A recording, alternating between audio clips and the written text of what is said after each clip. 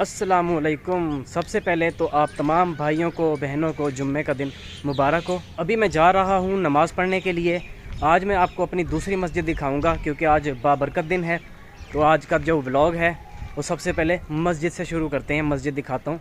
जिस मस्जिद में अभी जा रहा हूँ ये तारीख़ी मस्जिद आप एक तरह से इसको कह सकते हैं, क्योंकि जिस जगह पर ये मस्जिद आबाद है यहाँ पर दफातर वगैरह हैं जो कि अंग्रेज़ों के दौर के बने हुए हैं। तो आज आप वो भी देखेंगे। बाकी सामने की तरफ मेरे कुछ बच्चे हैं, रो रहे हैं, शायद वो भी नमाज़ पे जाना चाहते हैं। कुछ बच्चे बाइक पे जा रहे हैं और ये पीछे रो रहे हैं कि हमें भी लेके चलो। मैं रोते हुए बच्चों की वीडियो बनाने के लिए रुकने ही लगा था कि भाई साहब आ गए और कहा कि आ जाएं, मैं भी मस्जिद की तरफ चल रहा हूँ तो चल के नमाज़ पढ़ते हैं। तो मैं फिर अभी इनके साथ नमाज़ पढ़ने आ चुका हूँ।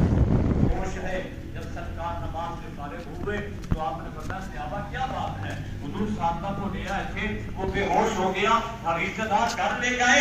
अभी हमारी ये सब कुछ बन रहा है, अरे दुनिया को तो जो है ना झुठला देंगे। अच्छा, ये है हमारी मस्जिद। इसको दफातर वाली मस्जिद भी कहा जाता है। दफातर वाली मस्जिद इसलिए कि इसके हर तरफ ये दफातर ही दफातर हैं, यानी कि सरकारी ऑफिसेज़ हैं। तो अभी यहाँ पे एक छोटी सी एक टनल बनी हुई है, यहाँ से मैं चला जाऊँगा अपने घर के लिए। ये है दरमियान का रास्ता। एक तरह से इसको टनल इसलिए कहते हैं कि ये एक तरह से टनल की तरह बनी हुई है। तो ये ऑफ़िस बना कब था, सबसे पहले तो मैं ये आपको क्लियर कर देता हूँ। यहाँ पर जो ऑफ़िस है ये, इसके ऊपर से ये गिर गया है जहाँ पे लिखा हुआ था कि ये बना कब था। तो ये 1928 में बना था, यानी कि इसको अभी काफ़ी ज़्यादा टाइम हो चुका है। सामने की तरफ भी एक ऑफ़िस है, वो चल के देखता हूँ कि शायद उसका जो लिखा हुआ होता है वो लिखा हुआ नज़र आ रहा हो। बाकी इस लाइन में बिल्कुल आगे नहर है एक, वहाँ तक सारे ऑफिस ही ऑफिस हैं और कुछ ऑफिसर्स के घर वगैरह भी हैं। ये वाली बिल्डिंग भी काफ़ी पुरानी है। बाकी ये वाली जो मेरे सामने वाली है इसका ऊपर से ये टूट चुका है जहाँ पे लिखा हुआ था 1928।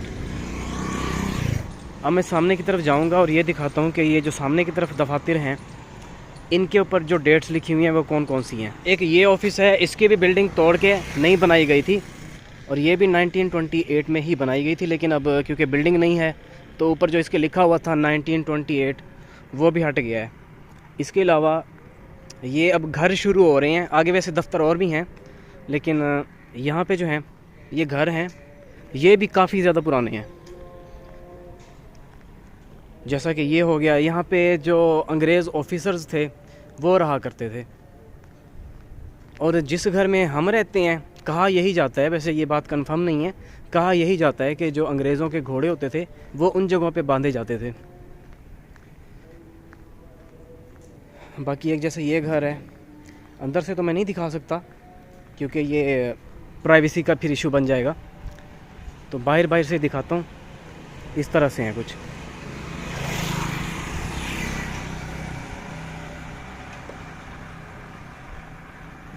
अच्छा, एक चीज़ मैं और भी क्लियर कर दूं कि जहाँ पे मैं अभी आया हुआ हूँ ये वाली गली और ये जो घर बने हुए हैं इनके दूसरी तरफ वाली गली, बल्कि मैं यहाँ से दिखा देता हूँ, यहाँ से नज़र भी आएगा क्योंकि ये एक ऑफिस आ चुका है।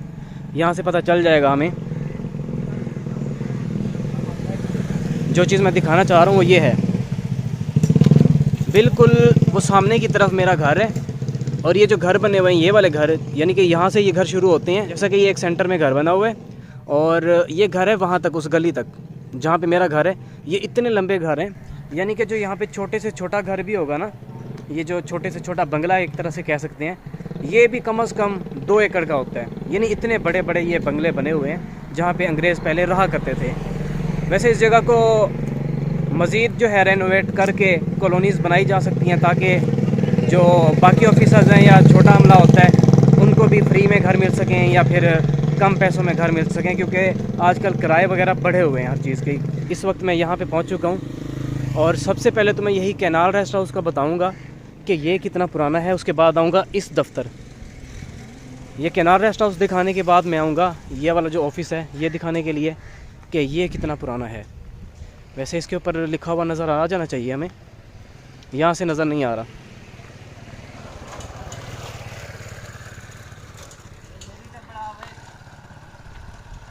अब ये कैनाल रेस्ट हाउस जो है इसके ऊपर भी लिखा हुआ नज़र नहीं आ रहा। कैनाल रेस्ट हाउस के ऊपर भी लिखा हुआ कुछ भी नज़र नहीं आ रहा, लेकिन ये भी बहुत ज़्यादा पुराना है, अंग्रेज़ों के दौर का बना हुआ है। और इस वक्त ये एक दरख्त नज़र आ रहा है, काफ़ी ऊंचा दरख्त है ये। इस तरह के 6-7 दरख्त गिर चुके हैं अब तक, और इसका भी एक बड़ा हिस्सा गिर चुका है, ये छोटा सा हिस्सा रह चुका है, और इतना बड़ा फिर भी ये दरख्त लग रहा है बाकी तमाम दरख्तों से जितने भी ये नज़र आ रहे हैं। ये वाला दरख्त बहुत पुराना है, ये तकरीबन 100 साल से ऊपर ही होगा। इस दरख्त की जो एज है ना 100 साल से ज़्यादा होगी। और मैं अभी यहाँ पे आया था देखने के लिए कि ये कितना पुराना है कैनाल रेस्ट हाउस, लेकिन ये भी यहाँ से नज़र नहीं आ रहा। अब चलते हैं ये जो सामने ऑफिस है इसकी तरफ, इसको देखते हैं कि ये कितना पुराना है। इस ऑफिस का मैंने दिखाना था कि कितना पुराना है, लेकिन सारे के सारे दरख्त हैं जहाँ पे भी ये लिखा हुआ है ना, आगे सारे दरख्त आए हुए हैं, तो इसको देखा ही नहीं जा सकता। तो इसलिए अब मैं ट्राई करता हूँ कि इसको किसी तरह अंदर से देख लूँ। ये 1950 में बनाया गया था। अब ये मैं दरख्तों के बिल्कुल नीचे आके यहाँ पे आके ये वीडियो बना रहा हूँ, इतना पुराना ये ऑफिस है। अब चलते हैं ज़रा अपने घर की तरफ। यहाँ से ये मैं गली दिखा रहा था कि ये घर कितने बड़े होते हैं। वैसे ये जो घर सामने नज़र आ रहा है ये कोई 1 से 2 एकड़ के दरमियान में ये बना हुआ होगा। और इस तरफ मेरा घर है। ये वाला जो गेट है ये बंद किया गया है क्योंकि लोगों ने फिर यहाँ से आना जाना शुरू कर दिया था, और हालांकि ये ऑफिस है फिर ये लोग डिस्टर्ब होते थे। तो ये गेट जो खुला हुआ है अभी, ये भी बस क्योंकि हमारे इधर से भी काफ़ी लोग हैं जो इस ऑफ़िस में काम करते हैं, सरकारी ऑफिस है, तो हमें भी वैसे सरकारी घर ये मिला हुआ है, लेकिन इसके पैसे काटते हैं महीने के कोई 5,000 मेरा ख्याल है काटते हैं। लेकिन जो बड़े घर हैं उनके ज़्यादा काटते हैं। ये हमारे वाले छोटे घर हैं, इनके इसलिए कम काटे जाते हैं पैसे। शाम का टाइम हो चुका है और मैं एक बार फिर से कैनाल रेस्ट हाउस आ चुका हूँ। शहाब भाई के बारे में अभी मैंने बात करनी है, लेकिन सबसे पहले ये क्लियर कर दूँ कि शहाब भाई की कोई भी अपडेट नहीं है। अगर आप अपडेट देखने के लिए आए हैं तो आज कोई अपडेट नहीं है। दूसरा, आपने देखा होगा कि यूट्यूब के ऊपर काफ़ी ज़्यादा कंट्रोवर्सीज़ दोबारा से शुरू हो चुकी हैं। कुछ अर्सा पहले जिनके व्यूज़ नहीं आ रहे थे उन लोगों ने मुख्तलिफ़ किस्म की झूठी खबरें चलाना शुरू कर दी थी, जैसा कि शहाब भाई को कुछ हो गया है, बुखार हो गया, छाले पड़ गए हैं, डेथ हो गई है etc। अब दोबारा से शुरू हो चुका है कि जी पाकिस्तान जो है वीज़ा नहीं दे रहा। पाकिस्तान की हाई कोर्ट ने रिजेक्ट कर दिया, पटिशन वगैरह दायर की गई थी। पहली बात तो ये कि ये पॉसिबल नहीं है, इस चीज़ को मैं नहीं मानता। उसकी वजह यह है कि फ़ॉर एग्ज़ाम्पल मैं आपको एक एग्ज़ाम्पल दे रहा हूँ कि मैं पाकिस्तान में रहता हूँ, आप इंडिया में रहते हैं। यहाँ से मैंने एम्बेसी को अप्लाई किया है कि मुझे वीज़ा चाहिए, मैंने इंडिया जाना है, और मुझे यहाँ से वीज़ा नहीं मिला। एक एग्ज़ाम्पल दे रहा हूँ। अच्छा जी, वीज़ा तो नहीं मिला। अब उसके बाद ये अज़ान हो रही है, बल्कि अज़ान हो चुकी है। मैं दरअसल ये समझा रहा था कि मैंने पाकिस्तान में वीज़ा अप्लाई किया, मुझे वीज़ा नहीं मिला। और वीज़ा क्यों नहीं मिला जी? मुझे या तो मेरे कंट्री वालों ने इजाज़त नहीं दी, या फिर एम्बेसी से मुझे वीज़ा ही नहीं मिला। अब मेरा कोई जानने वाला है, इंडिया में रहता है, और उसने जाके केस कर दिया या पटिशन दायर कर दिया है कि फ़लाँ नाम का बंदा है पाकिस्तान से, वो इंडिया आना चाहता है, और उसको उसके कंट्री वालों ने इजाज़त नहीं दी या फिर उसको वीज़ा नहीं मिला। पक्का भी उसको पता नहीं है, उसने जाके पटिशन दायर कर दी है। पहली बात तो ये पटिशन दायर होगी ही नहीं। जब आप कोई बात ही सही वाली नहीं कर रहे कि हुआ क्या है या क्या हो रहा है, तो पटिशन कैसे दायर होगी? खैर, एक ये नॉर्मल सी बात है, इस तरह की बातें आती रहेंगी। छोड़ें, दफ़ा करें। जो इस तरह की वीडियोस डालते हैं उनको कह दिया करें आप भी कि भाई ऐसे ना करो, इस तरह से इंतशार फैलता है। क्योंकि कुछ हमारे जो मासूम लोग होते हैं वो यकीन कर लेते हैं कि शायद ऐसा हुआ होगा। और जिन लोगों ने इस तरह की वीडियोस लगाई हुई थी उनके नीचे कमेंट्स मैंने देखे हैं, कुछ जो हमारे हैं मासूम लोग, उन्होंने यकीन भी किया हुआ है कि हाँ ऐसा ही हुआ होगा। खैर, आपने जो है इन चीज़ों को डिफेंड करना है, क्योंकि हमारे यहाँ, हमारे इंडिया पाकिस्तान में 2 तरह के लोग होते हैं। एक होते हैं फ़ौरी तौर पे यकीन कर लेने वाले, और एक होते हैं चीज़ों को समझने वाले टेक्निकल तरीके से कि आखिर रूल्स क्या होते हैं, तरीका कौन सा लग रहा होता है चीज़ों को। जैसा कि मैं जब भी कोई वीडियो बनाता हूँ उससे पहले रिसर्च करता हूँ कि आखिर इस चीज़ के रूल्स क्या हैं। आपने देखा होगा कि जब भी मैं कोई बात करता हूँ तो सबसे पहले मैं आपको ये क्लियर करता हूँ कि यार इस चीज़ के ये रूल्स होते हैं, इन रूल्स के साथ बंदा ऐसे जा सकता है या ऐसे आ सकता है, इसके बगैर कुछ नहीं हो सकता। जैसा कि हमारे उस्मान अरशद भाई हैं जो पाकिस्तान से पैदल हज के लिए निकले हुए हैं।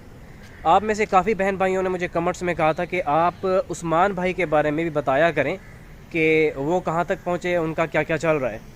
मैंने वहाँ पे एक बात की थी कि फ़िलहाल मैं इस चीज़ के लिए क्लियर नहीं हूँ कि वो निकले हुए हैं, वो जा भी रहे हैं या वैसे निकले हुए हैं, क्योंकि उनकी तरफ से जो इन्फॉर्मेशन सामने आई थी वो ये थी कि पाकिस्तान की जो फॉरेन मिनिस्ट्री है वो उनके तमाम तर डॉक्यूमेंट्स को देख रही है, और जैसे ही वो ईरान बॉर्डर पे पहुंचेंगे उनको सारे के सारे डॉक्यूमेंट्स मिल जाएंगे।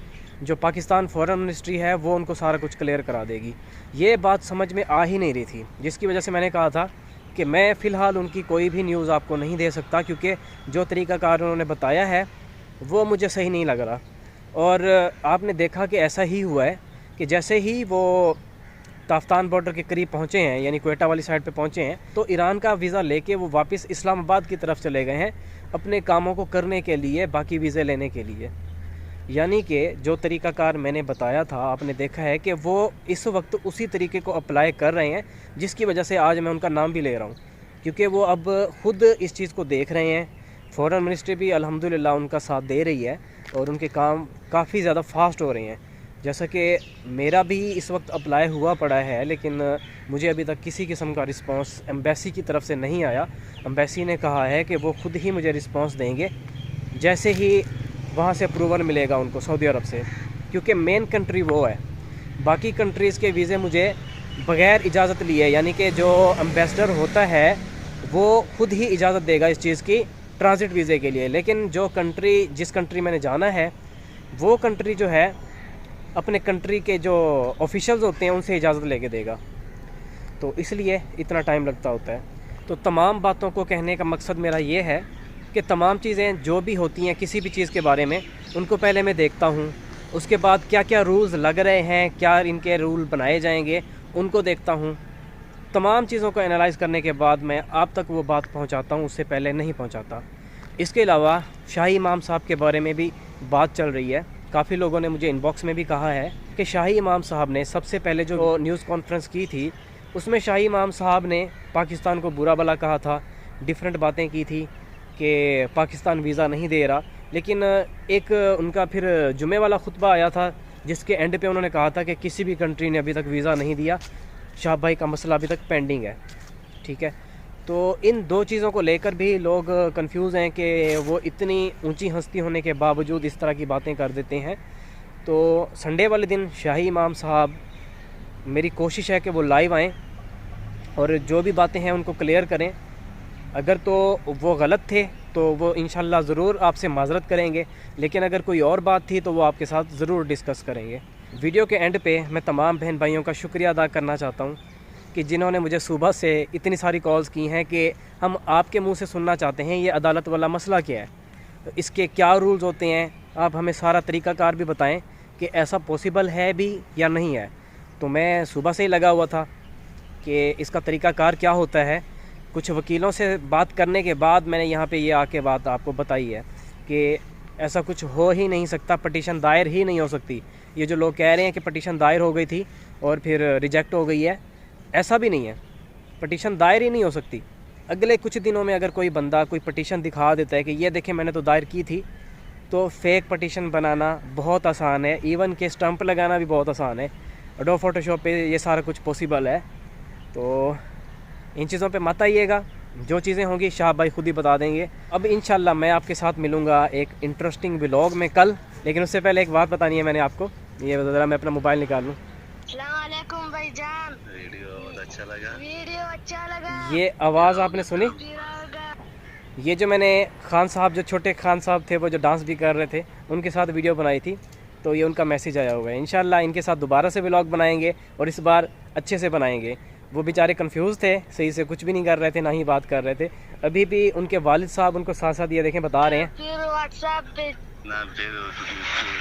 वीडियो बनाए। ये देखें ना, उनके वालिद साहब उनको बता रहे हैं कि ऐसे से बोलो, क्योंकि उन बेचारों को उर्दू सही से नहीं आती, जिसकी वजह से उनके वालिद साहब उनको साथ साथ बता रहे होते हैं कि ऐसे बात करो, क्योंकि वो पश्तो में बात करते हैं। वो फिर साथ में मुझे भी कभी कभार ट्रांसलेट करते थे कि ऐसे ऐसे बच्चे कह रहे हैं। तो खैर काफ़ी मज़ा आया था। तो इंशाल्लाह एक और भी इनके साथ व्लॉग बनाऊंगा, और गर्मियों में इंशाल्लाह मैं खैबर पख्तूनख्वा भी जाऊंगा, गिलगित भी जाऊंगा, आपको हर जगह दिखाऊंगा। और उससे पहले आपने मेरे लिए दुआ करनी है कि मेरा वीज़ा भी जल्द अज जल्द लग जाए, टाइम पीछे बहुत कम रह गया है। अब मैं मिलूँगा आपके साथ कल एक इंटरेस्टिंग व्लॉग में, तब तक के लिए अल्लाह हाफिज़।